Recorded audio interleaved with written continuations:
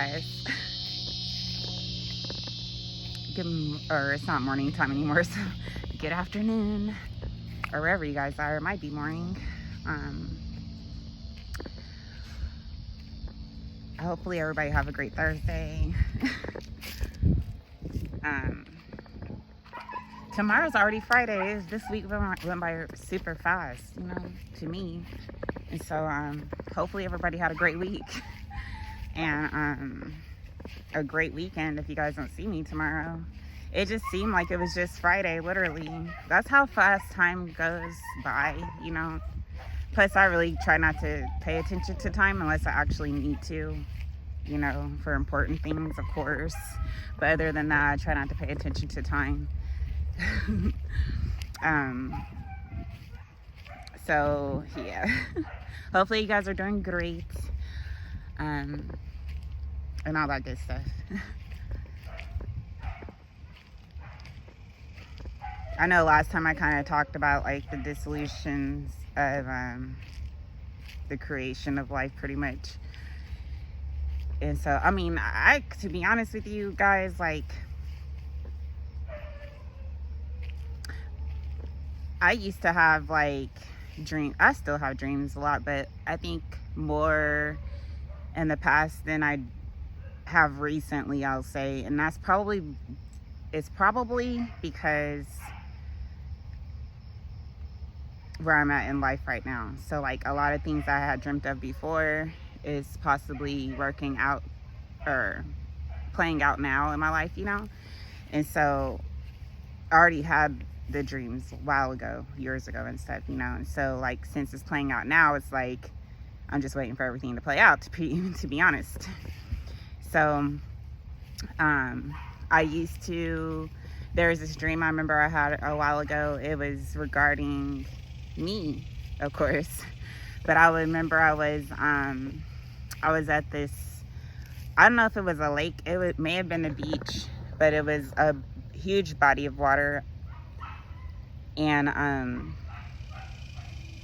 was standing in front of this water, and like all of a sudden, like I was just playing with the water, and I guess it was like my job, like literally my job was playing with the water. Like I would do this a lot in my dreams. And I was playing with the water once, and all of a sudden, like I was like seeing myself, like I was literally like changing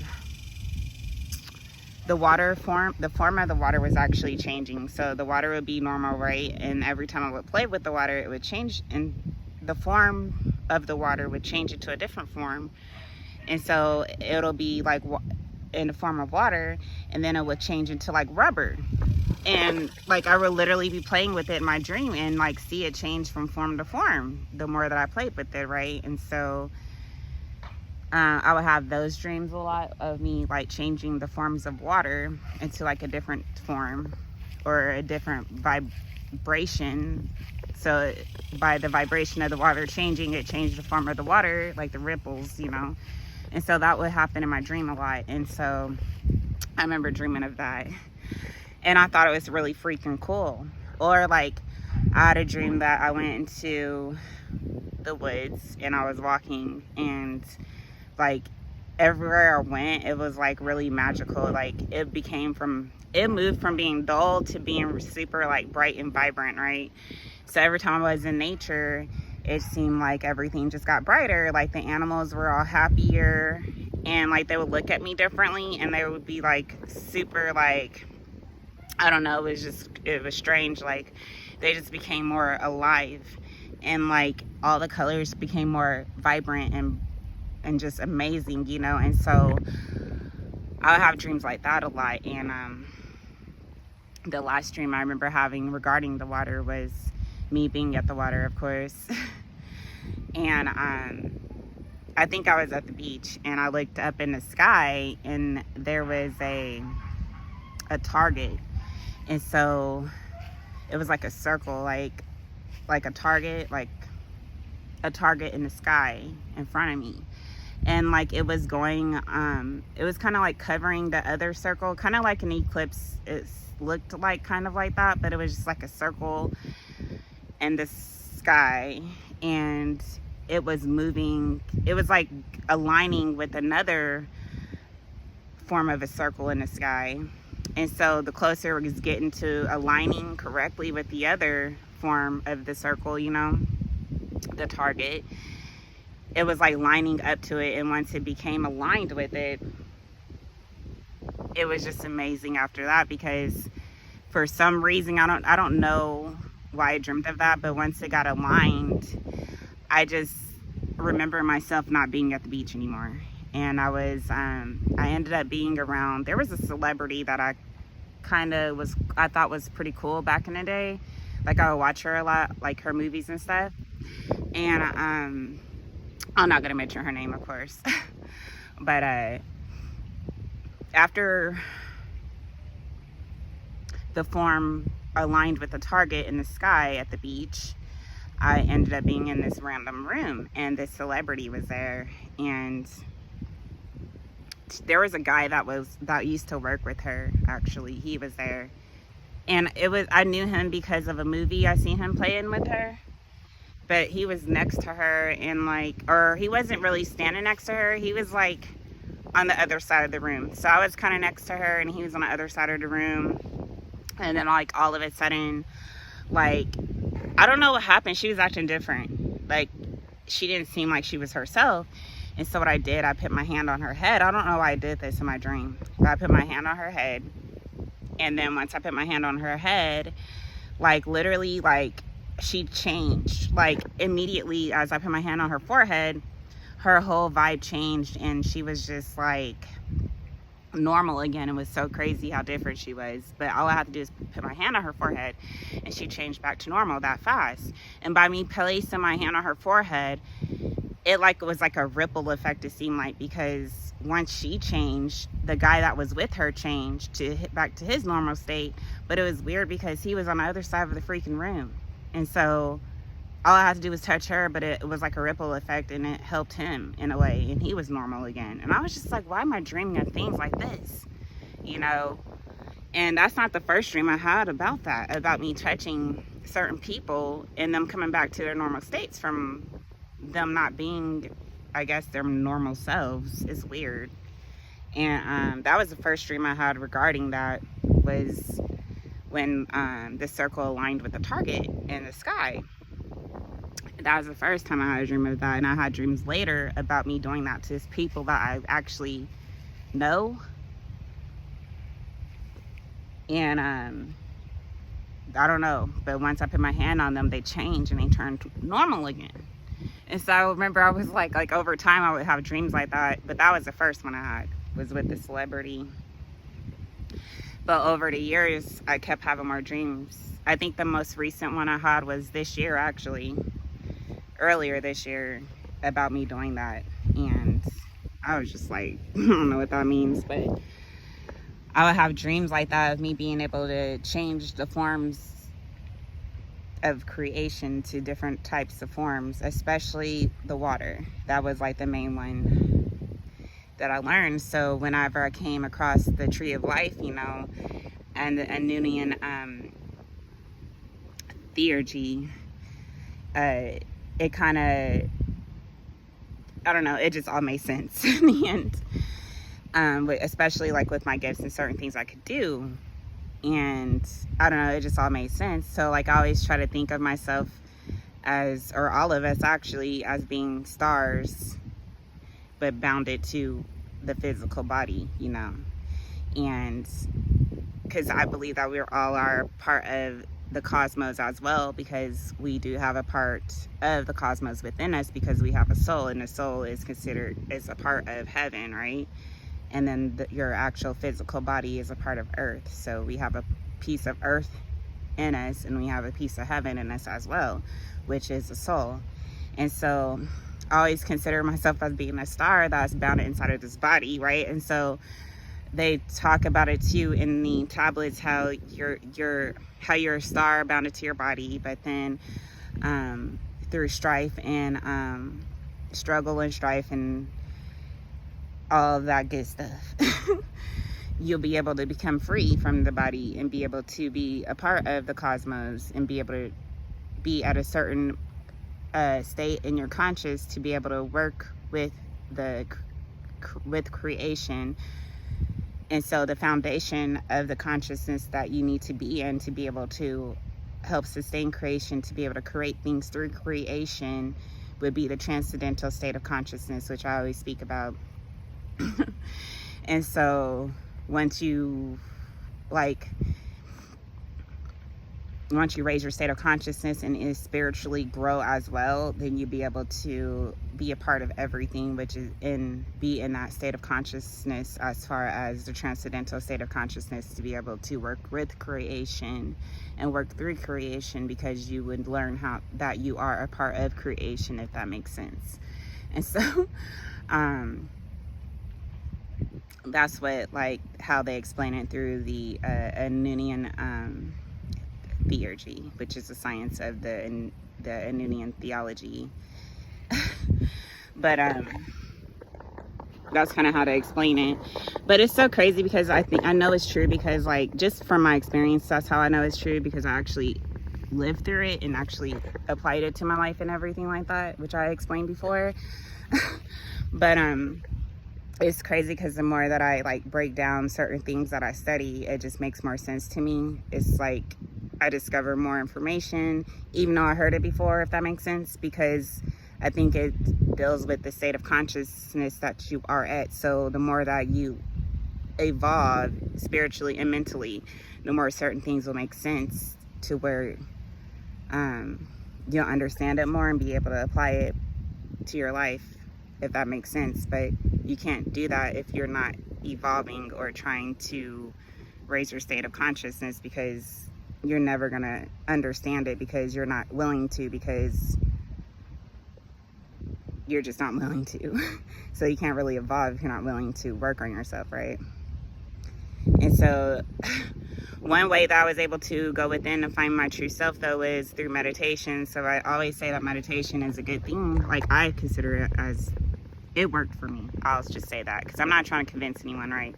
I'm just telling you guys, let you guys know how I was able to overcome my obstacles and things that were on my journey, And so meditation was actually one. It helped a lot, because even they say in the Anunian theurgy, which is the science of the science of the tree of life, pretty much, the Anunian theology. So they even explain it in there too, as far as you being able to,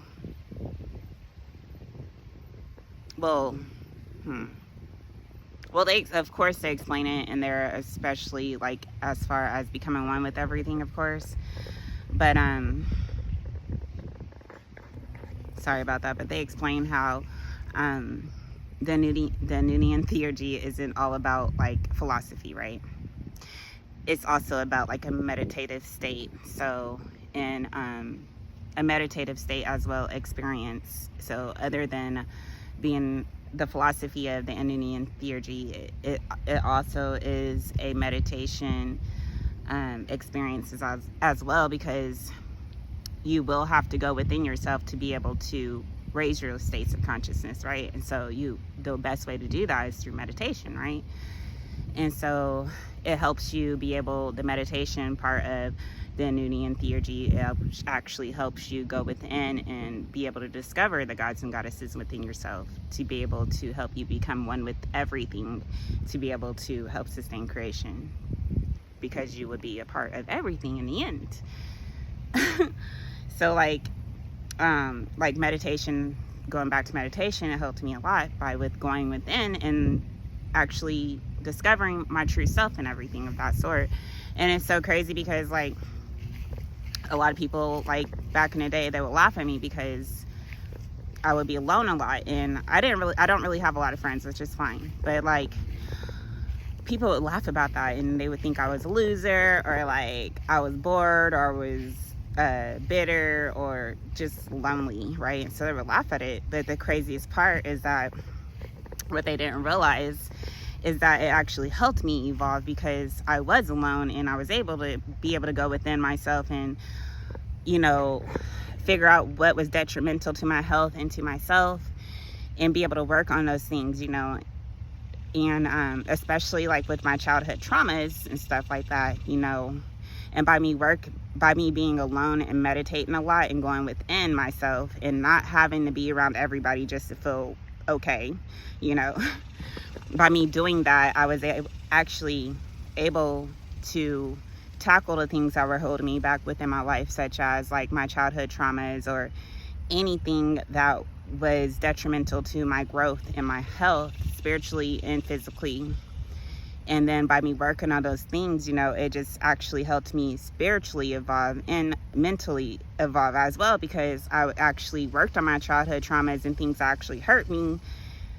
And if you think about it, the more that you do that, the more free you'll feel, because you really don't have anything holding you back. Because like, if you think about it, if I was like harboring issues from the past or like traumas and stuff, I wouldn't be at the level I'm at now to be able to be okay with everything, because I worked on it, right? And by me being alone and meditating and stuff and going within and finding my true self and all that good stuff, you know, I was able to work on my traumas and work on things that hurt me and things I was insecure about as well. So that way now, whenever it comes up in a conversation or it comes up at all, it doesn't hurt me. It doesn't change my mental states. It doesn't make me depressed.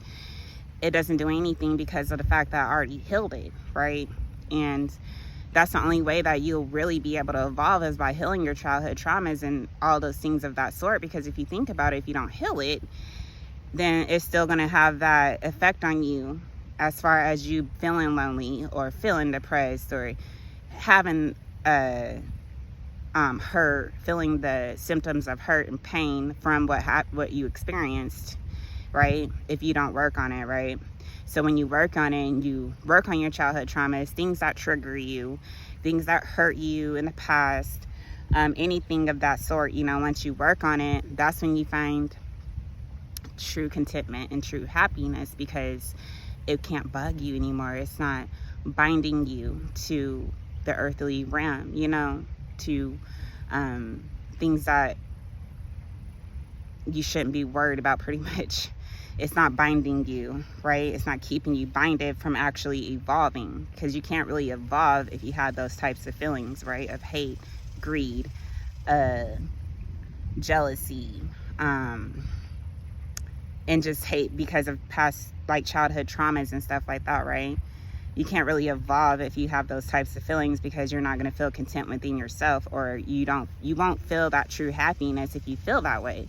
So that's why it's really important to work on those things, so you can feel true happiness and have that true fulfillment within yourself, and, you know, be able to feel joy, like true happiness, you know. So you do have to work on those things, so that way it's not binding you, you know, and keeping you stuck at one certain level, because you can't really grow if you always have those types of feelings within inside of yourself, or certain things don't hurt you. It's like you're like chained to it, right? I'll just say it that way to make it make more sense. So you want to be chained to it so you can be free, right? Like a star. But yeah, that helped me. The meditation helped me grow spiritually and mentally too. And by me working on my childhood issues and all that stuff, you know, it's harder for it to mess with me, and like to where I don't feel good about myself and all that stuff, right? Because I've already worked on it, right? So if it was brought up or anything that happened to me in the past, you know, it doesn't really affect me, you know. I'm still able to live each day and as happy as I can be, you know. And all that good stuff. So meditation actually helped a lot. And it actually helped me become grounded as well. So I do meditate a lot. And then I walk outside in nature a lot too, because that helps you, keeps you grounded. I always feel better when I walk outside or be outside for a little bit at least. You know, it always makes me feel better. So I always take that into consideration. But it's really important to work on like your traumas and things that are holding you back, so that way you can be free, right? And I know they talk a lot about like being virtuous and all that stuff, right? And that's one way of being free too, by living in your truth and being righteous, right? And but the thing is, like, about being virtuous, you know, like, you have to actually work on yourself to become virtuous, because you can't really become righteous and virtuous if you're always holding this hate and greed, or hate and envy or jealousy of any sort within your heart, because you can't grow, you can't be virtuous and righteous if you have those types of feelings, right? So that's why it's important to work on your traumas and everything like that, so that way it'll be easier for you to be more virtuous, you know. And it's not easy, of course. Nothing that's good for you is easy, of course, as I always mentioned before.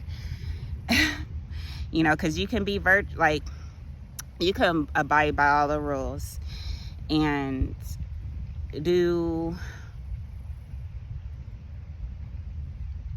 be good by, like, kind of abide the law and everything of that sort, and still not be virtuous, right? Or you can be a person that doesn't commit crimes, go by the law, listen to cops and all that stuff, right? But you can do all that stuff and still not be virtuous, because of the fact that some people might abide by laws and follow the rules and everything, but in reality they still have those thoughts of hate, jealousy, greed, envy, all of those thoughts going through their heads, you know. So they're not really truly virtuous, they're just following the rules that they were meant to follow, right? But they still embody those negative thoughts. So in the end, they're not truly virtuous, because they still have those thoughts of hate, greed, envy, jealousy, all those negative thoughts, right? So that's why it's good to work on yourself and your childhood traumas, so that we can get rid of that and be able to forgive, so that way you can live more freely, right? And but to be truly virtuous, though, like, it's kind of like, let's say it's like a flower, right? Being virtuous, it starts as like a flower, right? And imagine, like, a flower needs, like, it needs things to grow. So it needs, what, water for the food, sunlight to grow, and the soil. It needs certain things to kind of help it grow to become a beautiful plant, right? And so it's the same thing with your heart. Like, you have to work on your heart chakra to be able to grow beautifully, right? Because you can't have a dark heart and be beautiful. Well, in my eyes, like, to truly be beautiful, you have to work on yourself inside, so that way it can reflect on your outside. But you can't do that if you have a dark heart. So just like a flower needs to be nurtured to be able to become a beautiful plant, your heart needs to be nurtured as well to become beautiful. So you have to nurture your heart with what? Love, wisdom, your diet, of course, meditation helps, and goodwill. And when you have all that intact and actually work on yourself, then you'll be able to be truly virtuous, right? And then you'll be able to blossom in a very beautiful way, because your heart is truly pure, right? And by your heart being pure, it actually penetrates whatever goes on within you. It shows on the outside of you. So if you're depressed, you're sad, you're hateful, full of jealousy and envy, it's going to show on the outside of you. But if you are virtuous and you work on yourself and work on things that are binding you from being virtuous, then that's when you truly become virtuous, because within your heart you understand, like, not to do certain things, right? So you will understand the creation of nature, and you will understand that. So, like, if you ever had, like, a chance of being malicious or dishonest or doing anything that isn't of righteousness, once you're truly virtuous, those thoughts won't even come into your head, even if you have the opportunity to be like that. So if I had the opportunity to go in the store while the managers and everybody's outside, and I have the opportunity to steal something because I know I'm the only one in the store, by me being virtuous, I'm not going to consider that right or even think like that, because I'm truly virtuous. And by my heart being pure and understanding the laws of creation and the way that life works, I won't even think like that to even steal anything, even if I had the opportunity to do it, because my thoughts wouldn't even be aligned with me doing things of that sort, because I actually am truly virtuous, if that makes sense. So you got to work on yourself to actually become, and on your heart to actually become truly virtuous, so that way you won't even harbor those types of thoughts to even try to get away with certain things that are malicious or detrimental to yourself or to anybody else. So but once you work on your heart and actually nourish yourself, self-love pretty much, which is loving on yourself, working on things that are hurting you or things that hurt you in the past, childhood traumas, anything that's holding you back from evolving. Once you work on that, then you'll truly find self-love within yourself, and then you'll actually start loving on yourself, like in a genuine way, to where you'll become more pure in your actions and also with your speech. Because your actions and speech, if you have like a poisonous speech and actions, is just poisonous to your body and your soul and yourself in general. So once you truly work on your heart and once you work on your traumas and things that are binding you, you'll be able to get rid of it, right? And then that's when you'll find true love for yourself, because you're not harboring those negative energies or thoughts about yourself because of what happened to you, or what anybody else did to you, right? Because you'll actually be at that state of true happiness within yourself and true love for yourself, because you worked on those things that were holding you and binding you to it and making you hate yourself, pretty much. So once you actually work on yourself that way, then you'll be able to spiritually evolve, spiritually and mentally. And the more that you evolve spiritually, the more that you evolve mentally, because you would start to think differently, right? Because you're not harboring hatred or jealousy or anything that's binding you, And then in the end, the more that you work on yourself, and be able to embody certain energies within creation to be able to help you spiritually evolve and mentally evolve as far as your conscious states, then you'll be able to become one with everything to be able to help sustain creation and work through creation, because you'll be a part of everything. You will know how to embody certain energies to be able to be a part of everything, like the water, the air, and everything. But we all have water in us anyway, because we do have liquid in our bodies. And we also have the heavens within us too, the cosmos, because our soul is a part of the heavens. So we have a part of the earth and heaven within us. So we do have a part of everything within us, if you actually think about it. So, but you truly have to work on yourself to actually get to where you need to be, as far as like a transcendental state of consciousness, which is the foundation to be able to help sustain creation, which is the transcendental state of consciousness. And they speak about that within the tablets too, because I was listening to it the other day, and I was just like I listen to it a lot, but more I listen to it, the more keys I understand, or the more that I understand what he's speaking on. Because I think he speaks on being able to, I think he spoke about like how he was able to create golden palaces just with his mind. He was creating golden palaces with his mind and all this stuff, right? He mentioned that in the tablets. And he also mentions how there's 9 diffusions of the consciousness too, and how the transcendental state of conscious is the actual foundation to be able to, the foundation of consciousness that you need to be at to be able to work with creation. He does mention that too.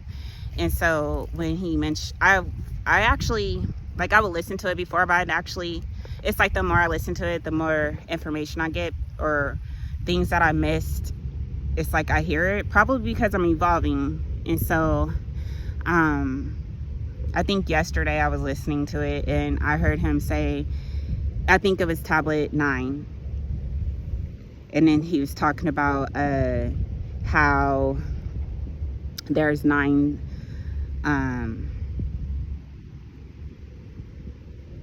diffusions of consciousness, which is crazy because it reminds me of what I told you guys the other day about Ra, which is the spirit, which is fire, which is your inner spirit, which is God, right?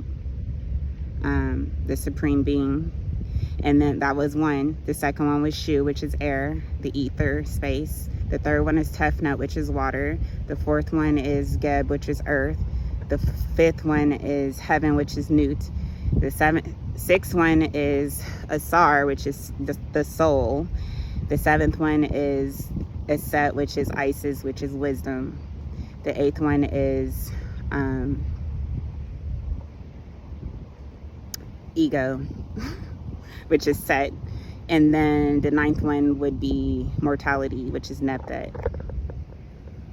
And so that's going down the tree if you think about it. So if you go up, which is like the dissolution of creation, it'll be back going up the pyramid or up the tree. So it'll be Neptet, what then is Set. Neptet, which is mortality. Set, which is ego. And then it goes Aset, which is Isis, which is wisdom. And then it goes Asar, which is the soul. And then it goes I think it's Nut, which is heaven, then Geb, which is earth, and then it just goes up from there all the way to Ra. So then it's Shu and then Ra, right? Ra, Shu, yeah. Or Tefnut, and then Shu, and then Ra. So that's like the 9. But it just reminds me of what he stated in the tablets, because he did say there's 9 diffusions of consciousness in the tablets. He does mention that, and it reminds me of like the 9 different gods and goddesses, which is pretty much God himself just manifesting through them to sustain creation. It just reminds me of that because there are 9, and so it's just all connected, to be honest with you. And then he speaks about how the transcendental state would be the transcendental state of consciousness would be the actual state of consciousness that you need to be at to be able to help sustain creation, if that makes sense. And so it just reminded me of the tree of life, right?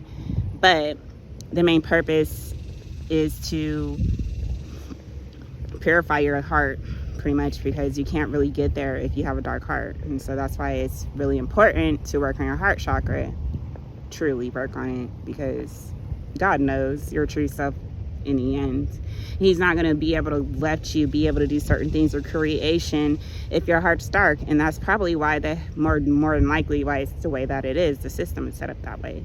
Because if you come in, like, even if I give you guys this information, anybody with ill intentions, they aren't going to be able to do certain things or creation that way because their heart is dark, and God's not going to let you do it if you have a dark heart, right? So that's why the only way that you'll be able to do it is if you purify your heart, which means taking care of traumas and everything that are darkening your heart that you actually experienced in the past or even now, you know. And even if you have to get counseling, that is a step, you know, because it's actually helping you get rid of that hate and bitterness or anything that's actually stunting your growth, right? From actually evolving, because you can't evolve if you're dark, if that makes sense. That's why I don't even care if I tell you guys the information I know, because I know it's not going to work if you have a dark heart. So regardless is if I give you guys this information or not, anyone that has ill intentions, they're not going to be able to do dark things with the world, because it's not going to work that way. It only works if you have a pure heart.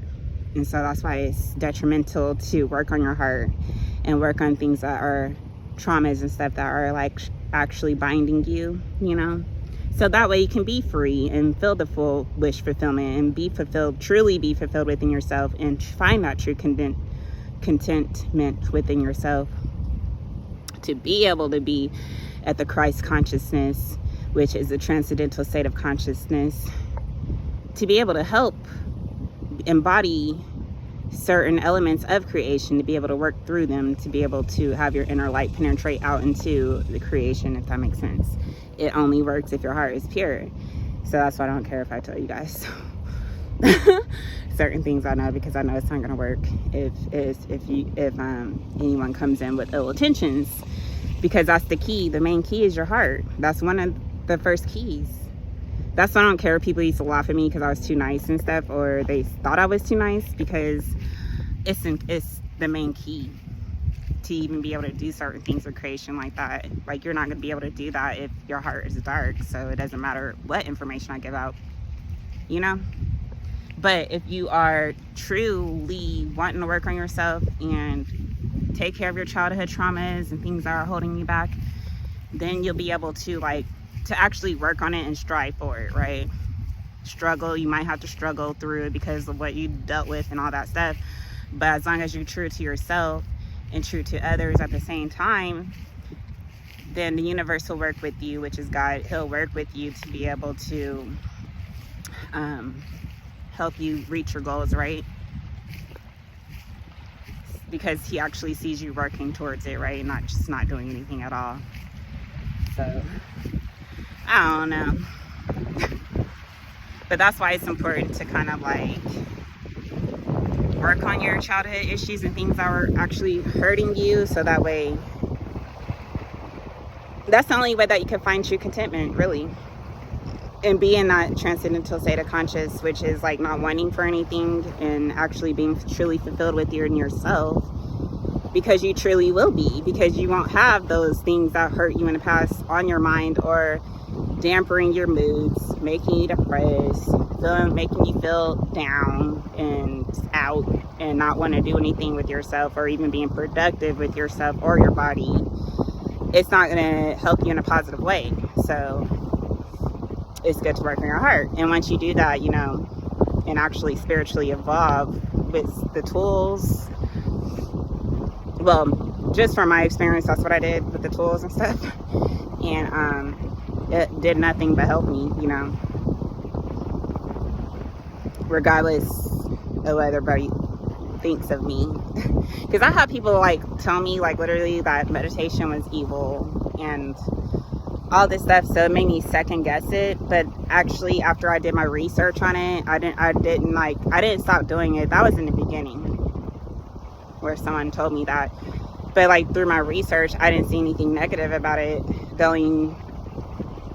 I didn't see anything negative, because it's just a process, an intuitive process anyway. So it's just kind of if anything, is grounding you, because you're actually going within yourself, and you can't really do that, reflect on yourself, if you're not going within yourself. If you're always out talking, doing all this stuff, being around people all the time, it's distractions from you to actually be able to go within yourself and work on your childhood traumas and things that are making you jealous, making you hateful. It's distractions. And so it's good to have friends and go out and do all that stuff, but it's also good to have that time to yourself too, to be able to go within yourself and work on things that make you jealous. Work on things that okay, let's say someone has issues with their hair or something, all they have to do is work on their hair and actually nourish it, just like the flower that I talked about earlier. You nurture it, you put time into it, and you do give it what it needs to grow, or to help sustain it. It's gonna eventually grow the way that you need it to grow and be at the state that you want it to be, because you actually put in the work into it to actually nurture it and do it right. So once you overcome that, then you're not going to have that insecurity anymore. Another one is even addictions and stuff like that. For me, I consider my addictions, alcohol and cigarettes were my main addictions. Those were my addictions in the past. And so I worked on those, because I would get talked about a lot. My parents would be like, oh, you're an alcoholic. Oh, you drink too much. Oh my God. And they'll throw it in your face, but not even they might be trying to bring you down, but then again, they might not be trying to. It's just the reality of things, right? So if it's actually by them saying certain things like that, if it hurts you when they say that, then you're going to go out and work on that and be able to be a better alcohol drinker, like maybe just in moderation, like do it on the weekends or every now and then, you know, so that way they can't throw that in your face to make you feel bad about yourself, which is nothing but detrimental to your health, because you start getting depressed and thinking that you're a bad person and that you're not good enough and that you'll never be able to kick that habit, right? And so that used to happen to me in the past and with smoking cigarettes. And so what I did, I worked on myself, especially when I had no one to help me and stuff. I was able to go within myself and work on those traumas and work on things that were actually pushing me to drink. And which at that time, it was the relationship I was in and certain people I was around too. But once I worked on all that, you know, I was able to be happier, get out that relationship so I wouldn't be depressed, change it, and then work on my alcohol problem. So I went cold turkey, but I kind of like, I did it, like I still drink every now and then, but it's every now and then. But back in the day, it was like every day, you know, like for real. And so by me working on that, I don't even think like that anymore, but it just actually helped me evolve because I don't have that addiction binding me to it, you know, and controlling me pretty much. I'm in control over it, so I can drink whenever I want, but I know better. Like, I know how to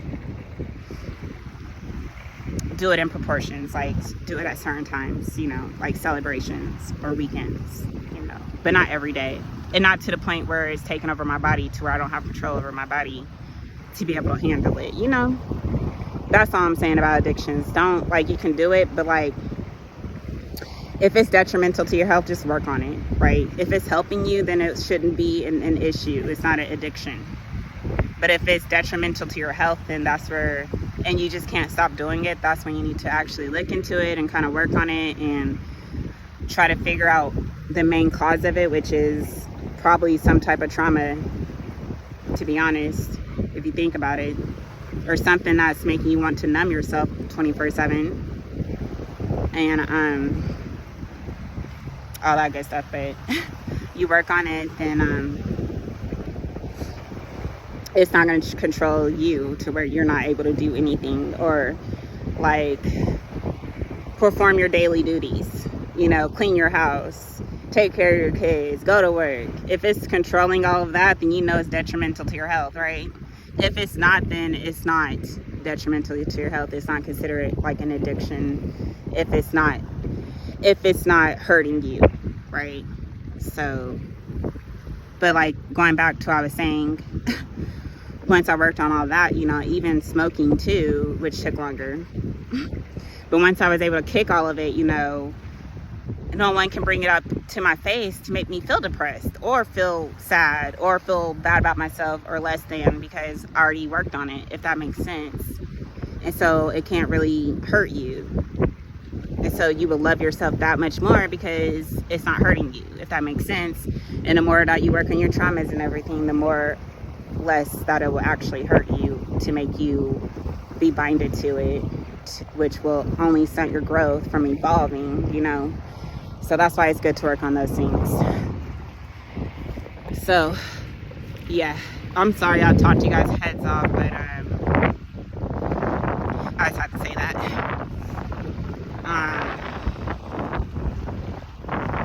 But yeah, once you truly work on yourself and purify your heart, like literally, which requires working on your traumas and all that stuff, of course, because you can't really be happy if you are always harboring these negative feelings about your childhood or your past that actually hurt you. So even if you have to get counseling, that is a step. If you have to go that route, it's not to be embarrassed. At least you're getting freaking help. I would rather do that versus not getting help and having people laugh at me or talk about me, all this crazy stuff, right? At least you're doing something about it. Because a lot of people don't go get counseling because people talk about it, like they put like a negative they put a negative view on it and stuff, you know. And so a lot of people don't do it because of that. But if you're helping yourself, it shouldn't matter. Just like if you're overweight and you want to work on that, it shouldn't matter if people are laughing at you. At least you're doing something about it, you know. They're gonna laugh at you more if you don't do anything about it and you continue to gain weight the way that you don't want to, right? So that's why I kind of not worry about what other people think about me and kind of like just work on myself, because in the end you're gonna be the one that is living your life pretty much. Nobody else is gonna be in your shoes, walking your walk, talking your talk, or anything of that manner. So it doesn't matter if they laugh at you or not, because in the end you're helping yourself, not them. Well, you're kind of helping them too, but in reality you're helping yourself. And the more you help yourself, the more you will evolve spiritually and mentally, to where eventually you'll be at the state of the transcendental consciousness, the Christ consciousness, to be able to be truly content with yourself and fulfilled with life. So anyway, I don't want to talk you guys off anymore, heads off any longer. But I hope you guys have a great day, and if I don't see you guys tomorrow, hopefully you guys have a great weekend. And yeah, just remember to love yourself, because that's where it starts. Because if you don't love yourself, you're not going to work on yourself or try to work on your traumas or anything like that. But if you love yourself, you will. And you can't get to the transcendental state of consciousness and spiritually evolve if you don't love yourself, because that's the key that you need to actually be able to create with creation, sustain creation, so, or help sustain creation. But anyway, enough said. I'm gonna go and chill out. So I'll get off of here, but I love you guys, and yeah, not trying to convince anyone. I'm just telling you guys, letting you guys know what helped me, and hopefully it'll help somebody out there that are going through the same things that I went through. So regardless, if you have any obstacles, just keep going, because the more you grow and strive through your obstacles, the freer you will become, because you'll understand that you can do anything you want and you can overcome anything that you want, as long as you have the right mental state, you know. So I don't know, but that helps me, and hopefully it helps some of you guys out there. But yeah, I don't know. I just figured to come and talk to you guys about it, because like, if I got as far as I did, like through my journey, you know, of self-love, pretty much, I know there's a lot of other people that could benefit off of my experience, you know. Why not help other people? I think that's why I went through the experiences that I went through, just to be able to help people. Because I would wonder, but like, why do I have to go through all this stuff? Why is God doing this? I wouldn't think like that actually, but I was thinking like, why am I going through this stuff if I'm a good person? I would think like that, but I would never blame it on God, you know. But as time went by, I understood more why I was going through certain experiences, because of the fact that you can't really help teach other people or help other people evolve or do anything of that sort if you didn't go through it yourself. I mean, you can, but it's more effective if you actually went through the experience yourself and actually witness certain things during your journey, you know. And because I did, you know, I'm just speaking from my experience, which I think is the best way to learn, is through your experiences. That's why I don't believe that anything that's easy to obtain is really that great, unless it was just handed to you that way. But I mean, as far as doing malicious things to get it, you know, it's better to actually strive for it, so that way no one can take it from you in the end, because it was true and pure, you know. So anyway, I'm gonna get out of here.